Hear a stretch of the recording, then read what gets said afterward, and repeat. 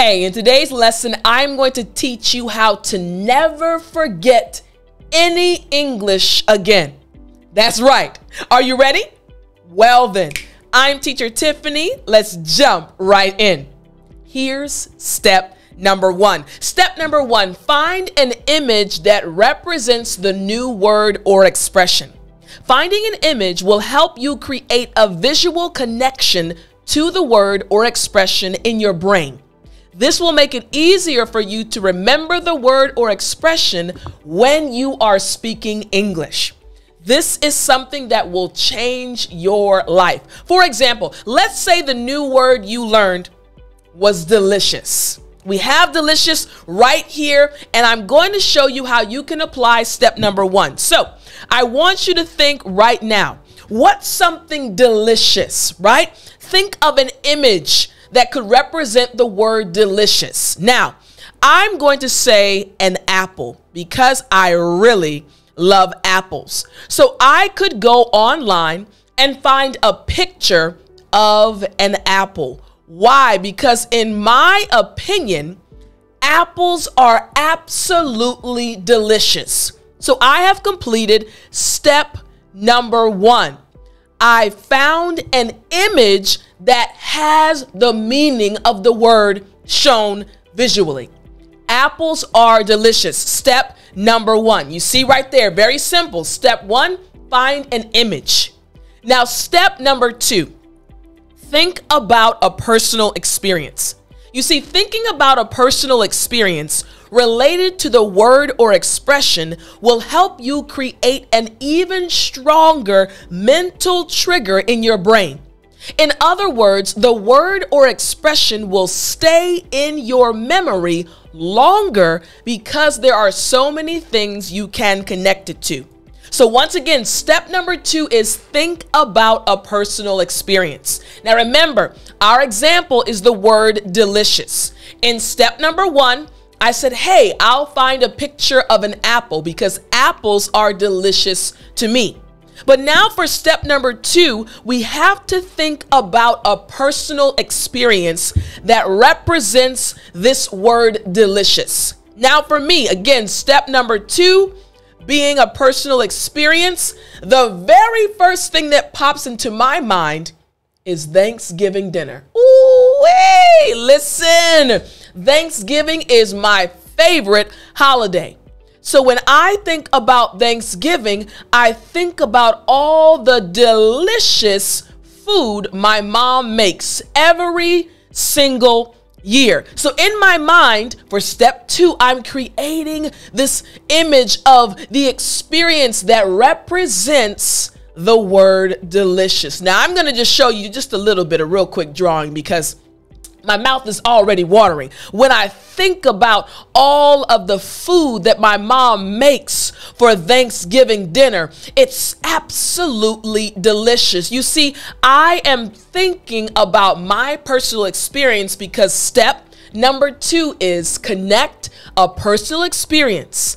Think about an experience that connects to the word or expression you are learning.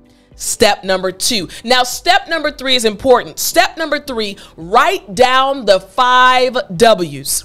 You see, writing down the 5 W's, who, what, when, where, and why, related to the word or expression, will also help you remember it.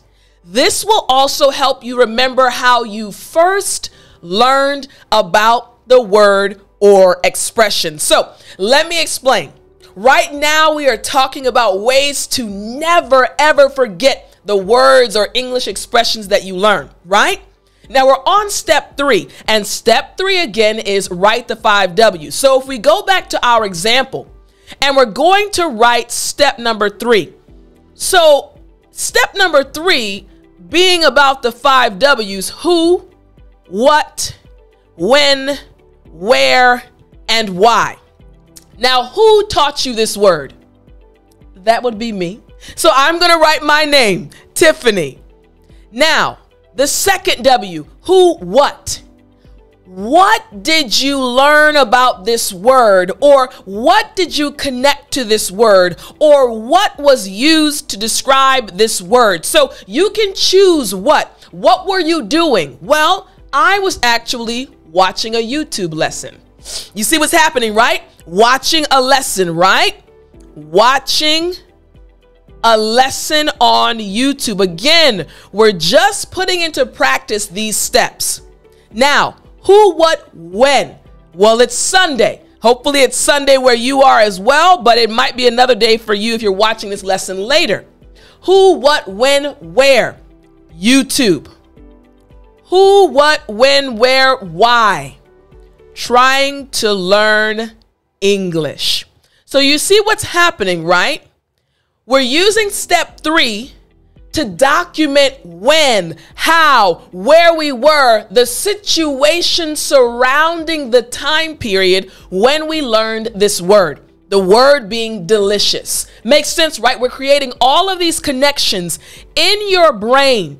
When you are learning a new word, let's see if you can see this. When you're learning a new word or expression, you need to create connections in your brain to help your brain remember the word or expression. This will help you use it later on.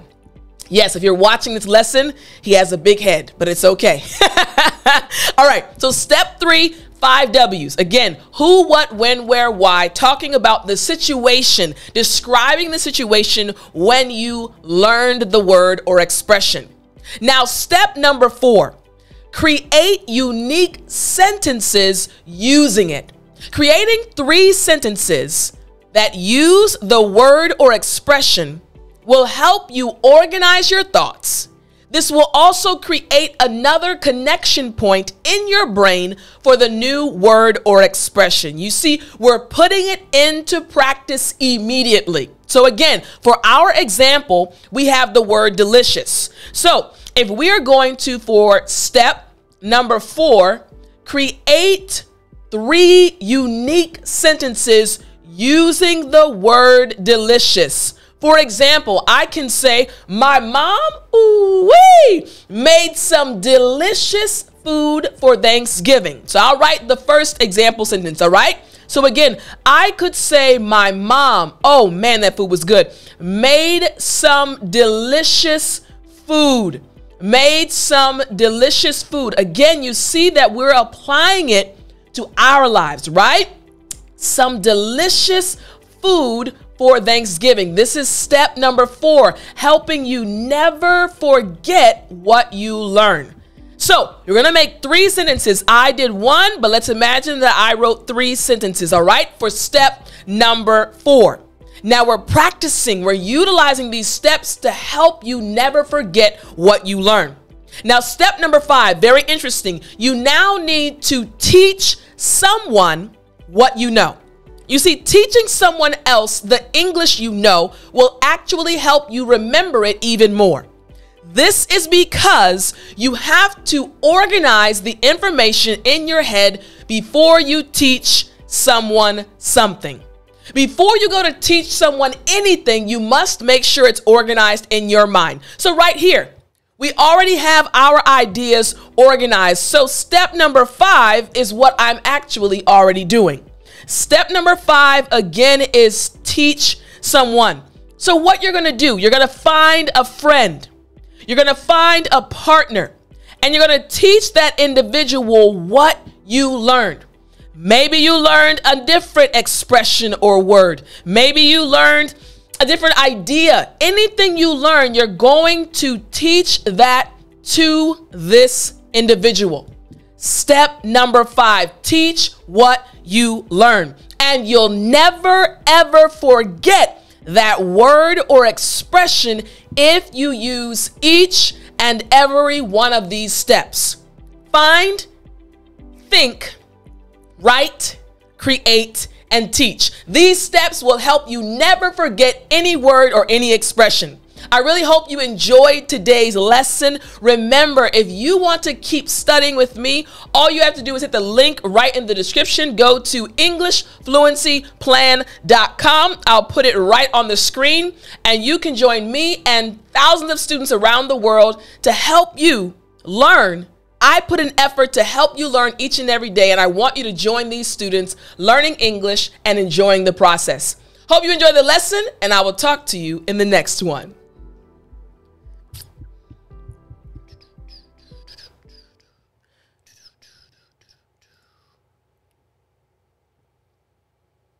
You still there?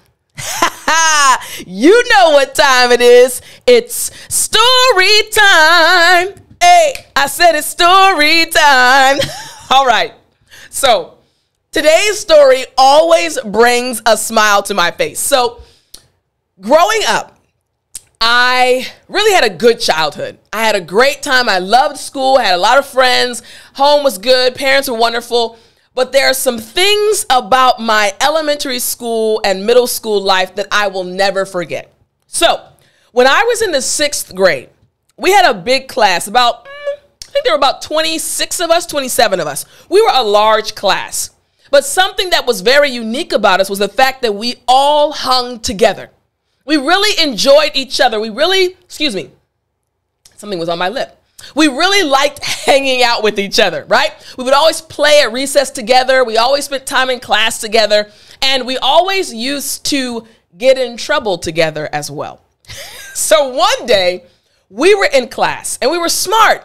So we would finish our work early, which means that we would also start talking a lot. And our teacher, Miss Howard, if you're watching this, Miss Howard, you know how much I love you. Miss Howard, so she would always say, do your work and then sit quietly. We did our work. We followed the first one, the first instruction.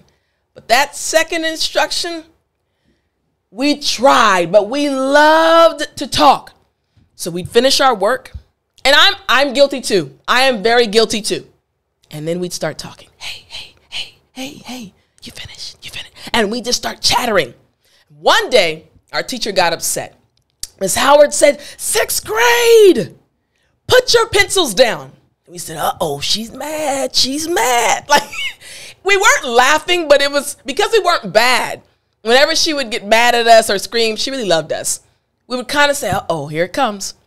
And back in the day, years ago, this is about 34 years ago, 30-ish years ago, the main punishment we would get was to write lines. Basically, she'd write something on the board and we would have to write that sentence over and over again. So typically we'd have to write it 100 times. But she was an English teacher. So she would write a sentence, put a semicolon, and keep writing. The one sentence would be about this long.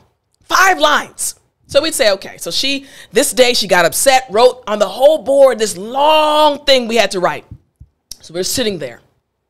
She finishes writing it on the board and she says, take your pencils and papers out and start writing. So we started writing quietly. We knew she was upset.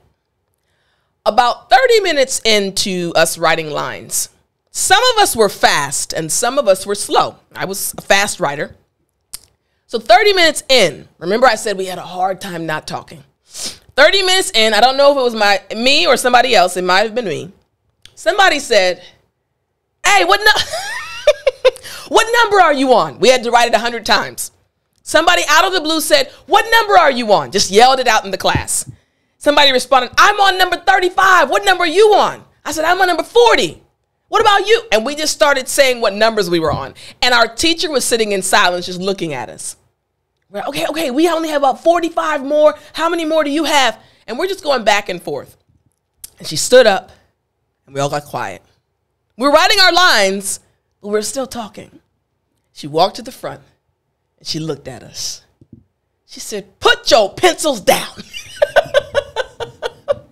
It was no use. She had given us this punishment, but we were still happy because we were together and we were writing the lines. She said, what kind of punishment is this if you guys are still happy?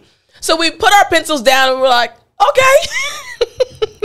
Now, I want to fast forward 2 years because remember I said we weren't bad kids, right? We just enjoyed talking and we enjoyed being together. She was our 6th grade teacher. Fast forward to 8th grade. You know, we're the big kids on campus now. We're 8th graders, you know, and we were excited. We were going to get a brand new teacher. She was our 6th grade teacher. We had a different teacher for 7th grade, and we were excited to get a new teacher for 8th grade. Just, you know, exciting.